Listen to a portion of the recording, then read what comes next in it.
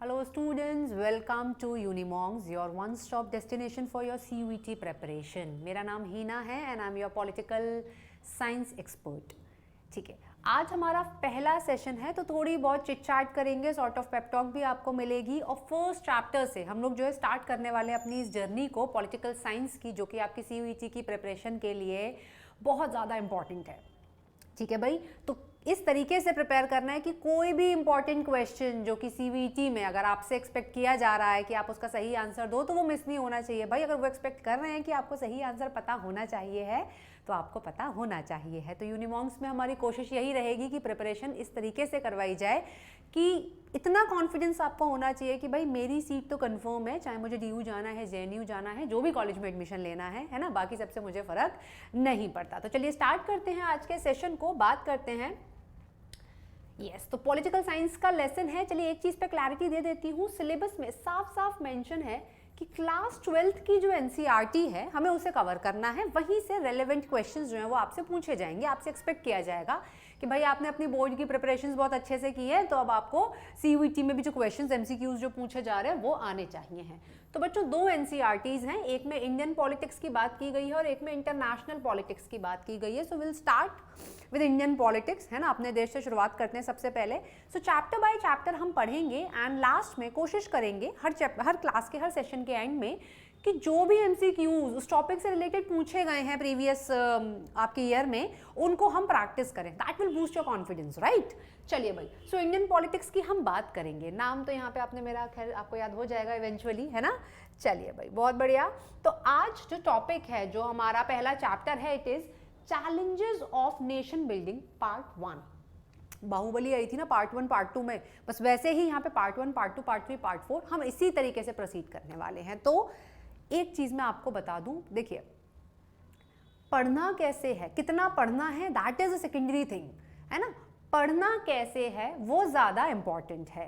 तो अब जब भी कोई टॉपिक हमें समझ में नहीं आता है, हमें समझ में नहीं आता है कि कैसे अप्रोच करना है, तो जो भी टाइटल होता है ना उसको ब्रेक करने की कोशिश करना, राइट। तो यहाँ पे क्या है, चैलेंजेस ऑफ नेशन बिल्डिंग, ठीक है भाई। अब नेशन को हमें बिल्ड करना था, ठीक है, तो उसमें क्या क्या चैलेंजेस आए। सो राइट आफ्टर इंडिपेंडेंस, जो कि हमें 1947 में मिली थी। आई एम प्रिटी श्योर अपने हिस्ट्री सेशंस आप बहुत अच्छे से फॉलो कर रहे होगे और वहां पे ये सारी चीजें अच्छे से डिस्कस कर रहे होगे, है ना। सो 1947 के बाद से जो जो देश में पॉलिटिकल सिनेरियो रहा, जो जो पॉलिटिकल सिस्टम में चेंजेस आए, हमको उन्हीं को क्या करना है, पढ़ना है। और अगर आपको ये ऐसा लग रहा है कि मैम डूज एंड डोंट्स क्या पढ़ना है क्या छोड़ना है, तो मैंने पॉल साइंस का एक स्ट्रेटेजी सेशन किया हुआ है जो आपको यूट्यूब पे यूनिमॉन्ग्स के चैनल पे मिल जाएगा। आप उसको जाके एक बार चेक कर सकते हो, तो जो भी कंफ्यूजन है वो क्लियर हो जाएगा। अब ये क्या है, होपफुली स्क्रीन पे बहुत बढ़िया से विजिबल होगा, इंडिया का मैप है। ये मैं हर सेशन में इंक्लूड करूंगी और मुझे चाहिए है कि भाई जब तक हमारा सिलेबस कंप्लीट हो आपको ये जो मैप है इसमें जो सारी चीज़ें मेंशन है वो बाय हार्ट याद हो जानी चाहिए। It should be on your tips, ठीक है भाई। हम कुछ भी पढ़ें, चाहे हम पॉलिटी पढ़ें, चाहे हम हिस्ट्री पढ़ें, whether we are reading geography, mapping is really important. मैं मध्य प्रदेश बोलूँ एकदम स्ट्राइक करना चाहिए, सेंट्रल इंडिया में आता है। नेबरिंग स्टेट्स जो हैं वो कौन कौन से हैं। मैं जम्मू कश्मीर या लद्दाख बोलूँ तो आपको पता होना चाहिए है कि इंटरनेशनल बाउंड्री जो है मतलब कौन कौन सी कंट्री से उनकी टच होती हैं, राइट। ठीक है भाई, अरेबियन सी कहाँ पर है, बे ऑफ बंगाल कहाँ पर है, मेंटल कंस्ट्रक्ट आपका बन जाएगा ना, तो बहुत कॉन्फिडेंटली आप ज्योग्राफी के बाकी सारे क्वेश्चंस को भी सॉल्व कर पाओगे। काफ़ी सारे क्वेश्चंस आजकल देखा है, मतलब लास्ट 5 साल के अगर मैं किसी भी पेपर का एनालिसिस आपको बताऊं तो मैपिंग बेस्ड क्वेश्चंस बहुत सारे पूछे जाते हैं, ठीक है भाई। तो इंडिया का मैप हमको बढ़िया तरीके से याद रखना है। अब बात करते हैं क्या कि मैम आज सीखने को क्या मिलेगा इस सेशन में, है ना। सो आज के लेक्चर में क्या क्या है, आज के लेक्चर में हम जानेंगे नेशन किसको बोला जाता है ना, राष्ट्र जो है वो किसे बोला जाता है। हम कॉन्स्टिट्यूएंट असेंबली के बारे में बात करेंगे, हम ऑब्जेक्टिव रेजोल्यूशन के बारे में बात करेंगे और हम प्रियम्बल के बारे में बात करेंगे। भाई डरना नहीं है इतनी बड़ी बड़ी टर्म्स को देख के, इनको मैं बहुत अच्छे से आपको एलैबोरेट करूंगी, बहुत बढ़िया से समझाऊंगी, क्योंकि जब तक आप अपने बेसिक्स के साथ क्लियर नहीं होगे ना तो जो कॉम्प्लेक्स क्वेश्चंस हैं आप उनको कॉन्फिडेंटली सॉल्व नहीं कर पाओगे। और मल्टीपल चॉइस क्वेश्चंस की ना ब्यूटी ही यही होती है, ठीक है। वो बहुत ज़्यादा टफ क्वेश्चन नहीं पूछे जाते हैं, कंसेप्चुअल क्लैरिटी अगर आपको है तो आप किसी भी तरीके का क्वेश्चन जो है उसको सॉल्व कर सकते हो। ठीक है भाई, चलिए अब so what is a nation? Nation क्या है? अब दिमाग थोड़ा सा लगाओ भाई, है ना। तो क्या है नेशन? एक नेशन में कौन रहता है? आप और मैं, हम सिटीजन हैं इंडिया के, right. So a nation is a community of people, जो कि क्या मतलब एक कॉम्बिनेशन है कि काफी सारे लोग जो हैं एक टेरिटरी में एक साथ रह रहे हैं, काफी सारे शेयर्ड फीचर्स हैं। लैंग्वेज की बात करोगे, हिस्ट्री की बात करोगे, एथनिसिटी की बात करोगे, कल्चर की बात करोगे। ठीक है, हमने जैसे कि अभी मैंने आपको इंडिया का मैप बताया था, 28 स्टेट्स हैं, 8 यूनियन टेरिटरीज हैं, बट सारे के सारे किसके? एक टाइटल इंडिया, हम सब इंडिया को रिप्रेजेंट करते हैं। ठीक है, तो इंडिया हमारे लिए क्या है? नेशन है। लैंग्वेज डिफर कर सकती है, ठीक है, मेजॉरिटी नदर्न स्टेट्स जो हैं वो हिंदी स्पीकिंग हैं, सदर्न स्टेट्स की अपनी अलग ब्यूटी है, डिफरेंट डिफरेंट लैंग्वेजेस वहाँ पे बोली जाती हैं, राइट। हमारा कल्चर अलग हो सकता है भाई, ठीक है ना। कोस्टल एरियाज में जो है फिश और राइस ज़्यादा खाई जाती है, जैसे जैसे हम नॉर्थ की तरफ जाएंगे तो जो खाना है आपका वो चेंज हो जाता है। ठीक है भाई, तो लैंग्वेज, हिस्ट्री हमारी सेम है मोर और लेस, है ना। मतलब अगर हम बात करें ओवरऑल अपनी एंशिएंट इंडिया से शुरुआत करें तो वी शेयर कॉमन हिस्ट्री, ठीक है ना। तो उसके बेसिस पे जो ग्रुपिंग हो जाती है, वो जो कम्युनिटी कहलाती है, वही आपका क्या अल्टीमेटली नेशन कहलाता है। सो नेशन क्या है? आइडेंटिटी है। देश के बाहर जाओगे कभी, चलो भाई ग्रेजुएशन DU JNU से कर लेना, मास्टर्स अब्रॉड से करने जाओगे तो वहाँ पे इंडियन ही बोला जाएगा आपको, है ना। तो वो आपकी क्या है? आपकी आइडेंटिटी है। वर्ल्ड कप में जब इंडिया जीतती है या वो जो 11 प्लेयर्स होते हैं वो इंडिया को रिप्रेजेंट कर रहे होते हैं, है ना। ठीक है भाई, सो अ नेशन इज दस the collective identity of a group of people. सारे के सारे भारतीय 125-130 करोड़ क्या हैं? भारतीय हैं। तो भारत क्या है? उनका राष्ट्र है, तो वो हमारी आइडेंटिटी है, ठीक है, जिसको कि हम उन फीचर्स के बेसिस पे क्या कर सकते हैं? डिफाइन कर सकते हैं। ठीक है भाई, तो हमारी कल्चरल आइडेंटिटी हो गई, जो कॉमन जो लोग हैं उनकी। क्लियर इतना?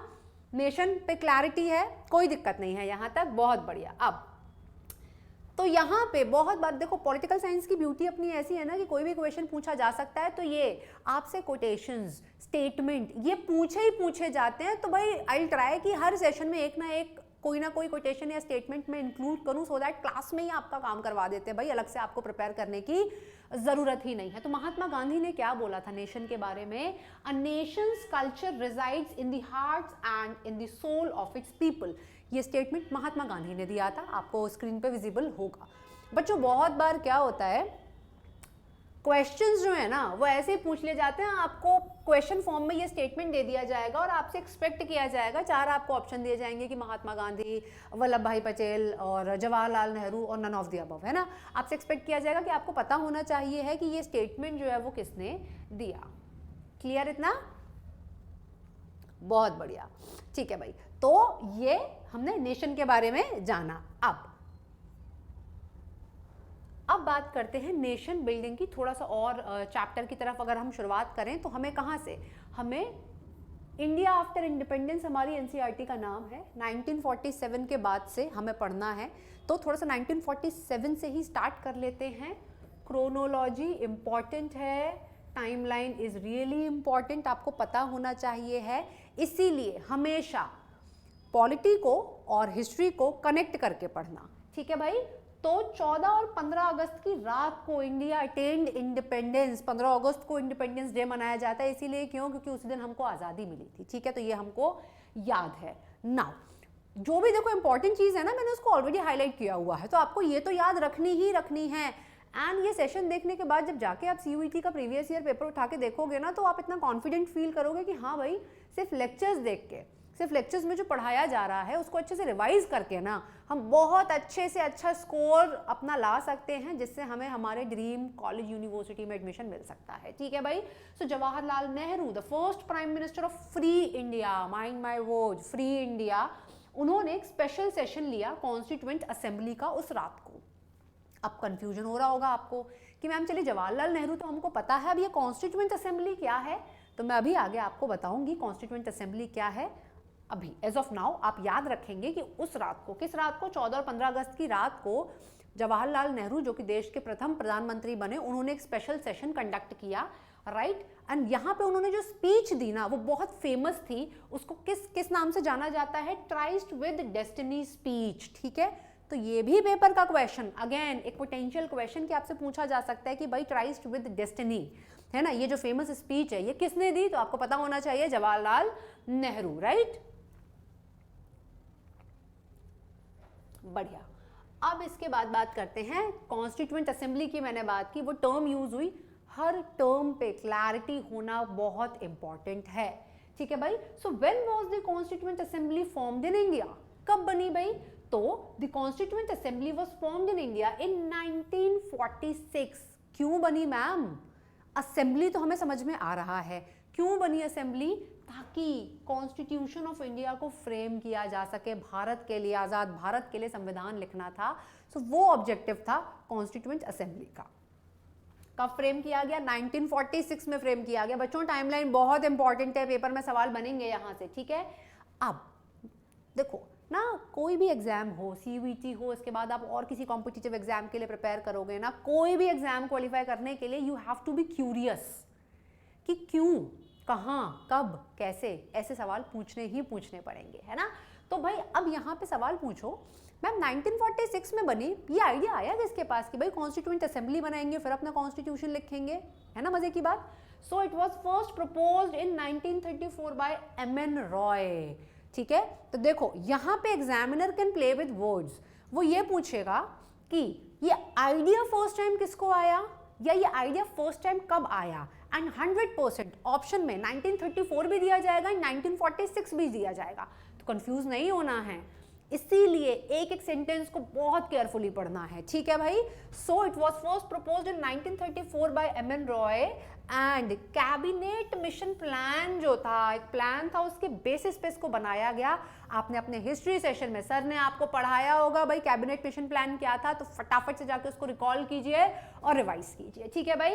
तो ये कॉन्स्टिट्यूएंट असेंबली भारत के लिए कॉन्स्टिट्यूशन फ्रेम करने के ऑब्जेक्टिव के साथ इसको सेटअप किया गया था, ठीक है भाई। So now let's talk about the constituent assembly. ये रही इमेज, यहाँ पे देखिए इस तरीके से असेंबली बैठी और उन्होंने देश के लिए संविधान लिखा। अब the constituent assembly was formed for the purpose of writing a constitution for independent India. आजाद भारत के लिए कॉन्स्टिट्यूशन लिखने की बात की गई थी। Constitution is the supreme law of the land. आगे के सेशंस में इसके बारे में भी हम लोग बात करने वाले हैं। तो कॉन्स्टिट्यूशन क्या है, it is the supreme law, ठीक है।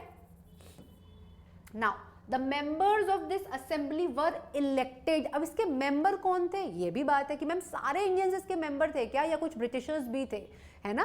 क्यों, क्योंकि 1946 में बन गई थी ना, तो तब तक तो ब्रिटिशर्स रूल कर रहे थे हमारे ऊपर।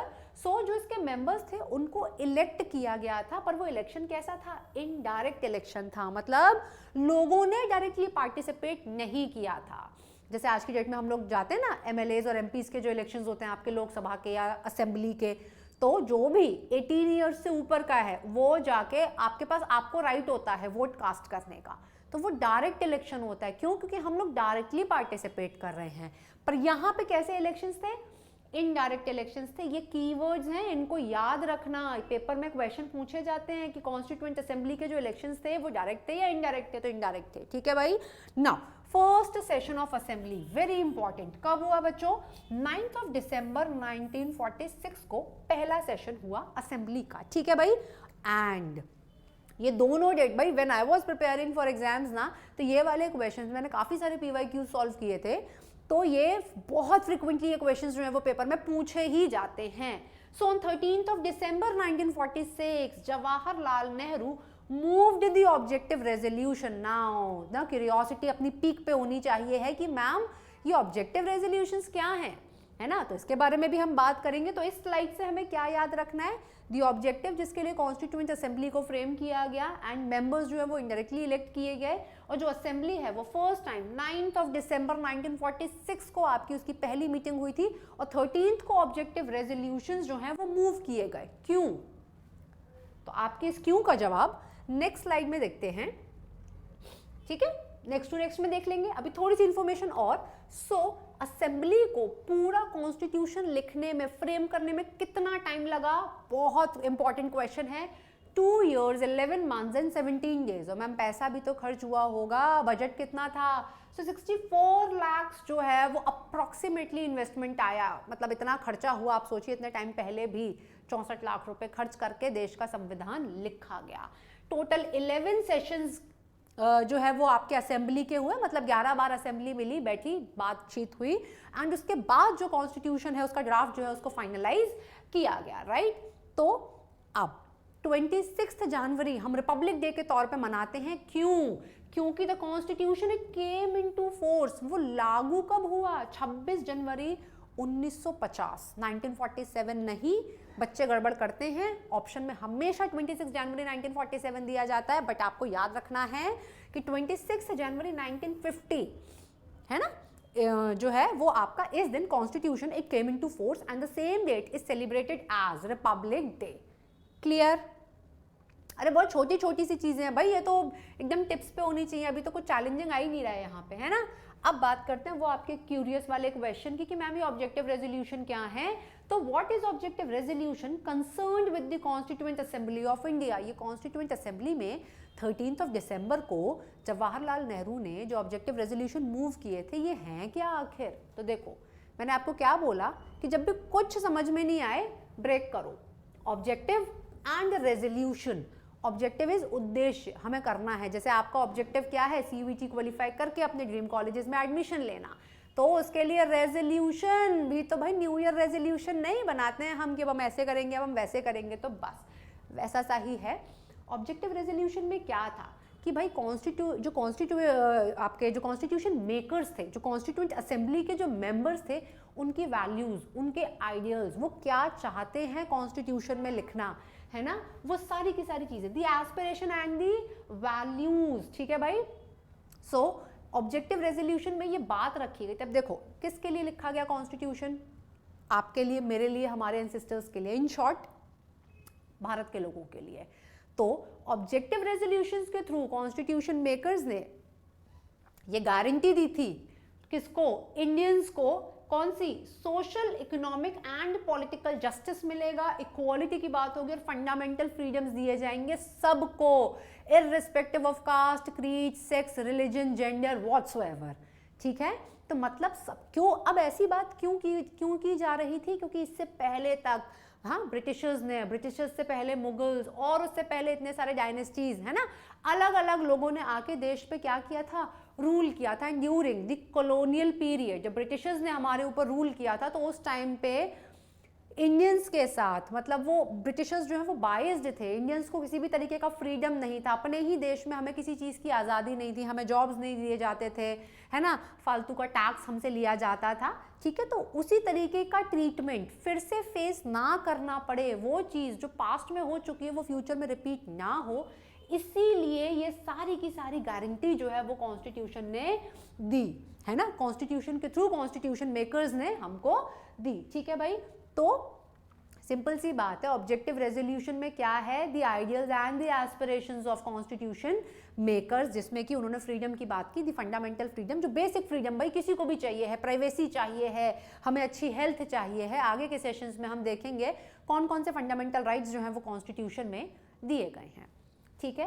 तो ये जो रेजोल्यूशन था जिसमें जो ऑब्जेक्टिव रखे गए थे, इसको कब पास किया गया? It was unanimously adopted. Unanimously adopted मतलब किसी ने अपोज ही नहीं किया। जब असेंबली के सामने रखा तो असेंबली ने बोला ठीक है भाई, सॉर्टेड है, हम तो मानेंगे इसको। कब अडॉप्ट किया गया? 22 जनवरी 1947 को। एंड जो हमारा प्रेजेंट डे कॉन्स्टिट्यूशन है उसका जो प्रियम्बल है ना, वो ऑब्जेक्टिव रेजोल्यूशंस पे बेस्ड है। कंफ्यूज हो गए? देखो मैं बताती हूँ। अब ऑब्जेक्टिव रेजोल्यूशन बनाया कॉन्स्टिट्यूएंट असेंबली ने कि दीज आर दी ऑब्जेक्टिव्स, हमें जो भी कॉन्स्टिट्यूशन हम फ्रेम करेंगे we have to keep these objectives in mind. Clear?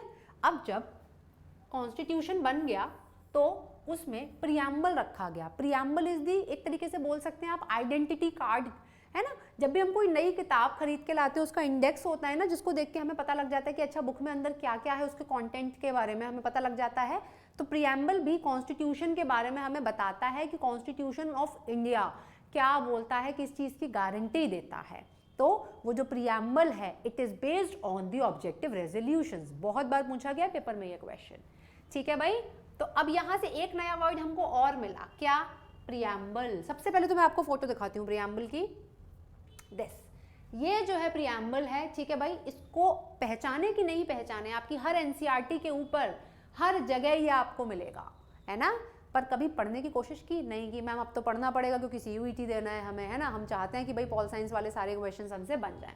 So this is your preamble. चलिए भाई प्रियम्बल के बारे में हम जस्ट अ मिनट बात करते हैं। क्या प्रियम्बल क्या है? एक इंट्रोडक्शन है, एक प्रीफेस है ना। जैसे होता नहीं है भाई, कभी इंटरव्यू वगैरह के लिए जाते हैं तो क्या बोलते हैं कि अपना इंट्रो दो, या फ्रेशर्स पार्टी होती है तो बोला जाता है ना अपना इंट्रोडक्शन दो, ब्रीफ इंट्रोडक्शन। तो आप बताते हो स्कूलिंग कहाँ से की है, होम टाउन क्या है, हॉबीज क्या है, ब्ला ब्ला ब्ला, है ना।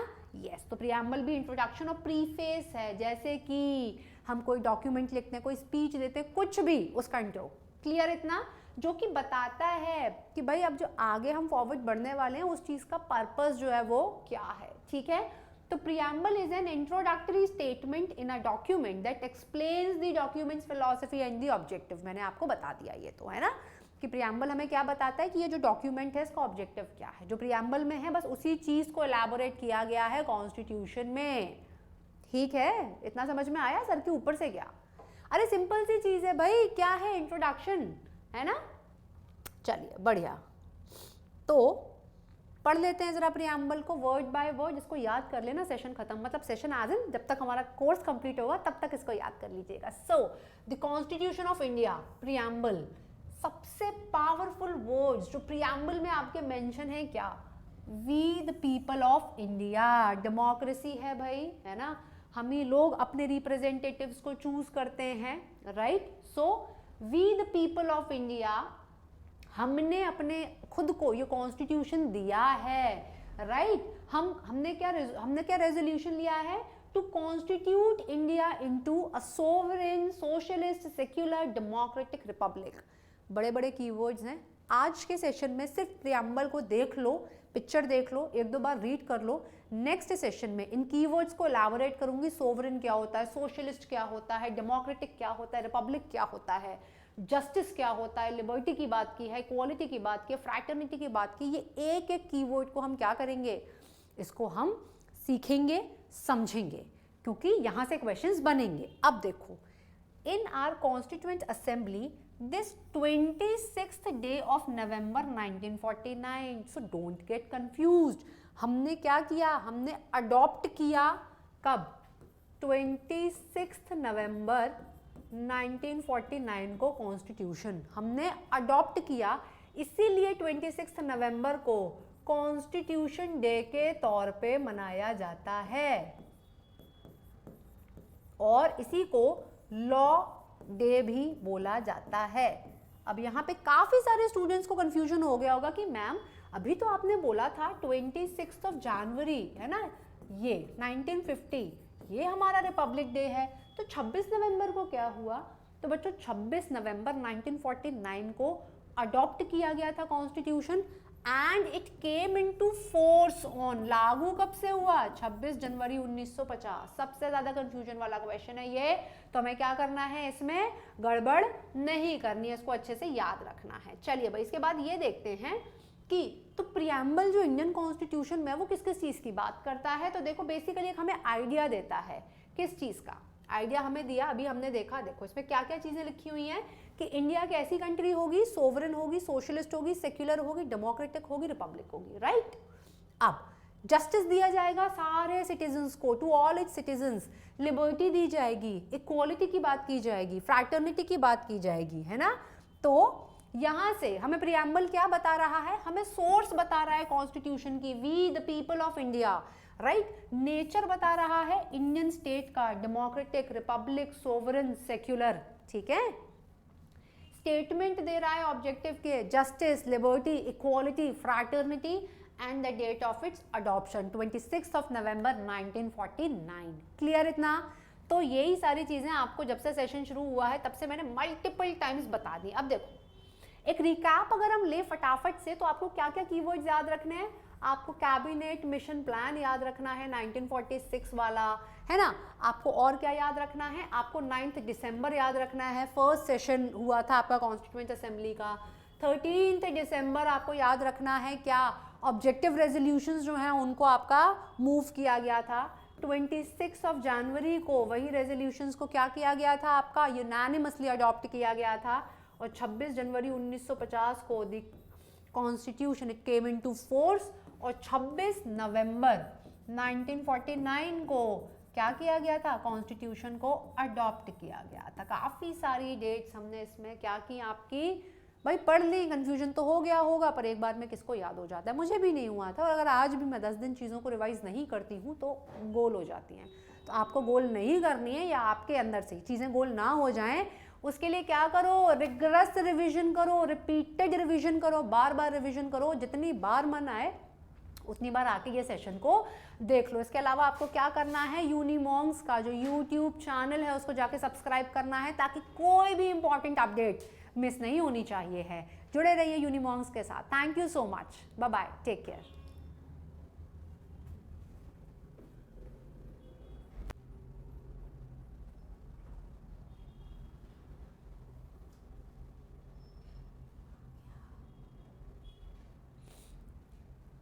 मैं हूँ।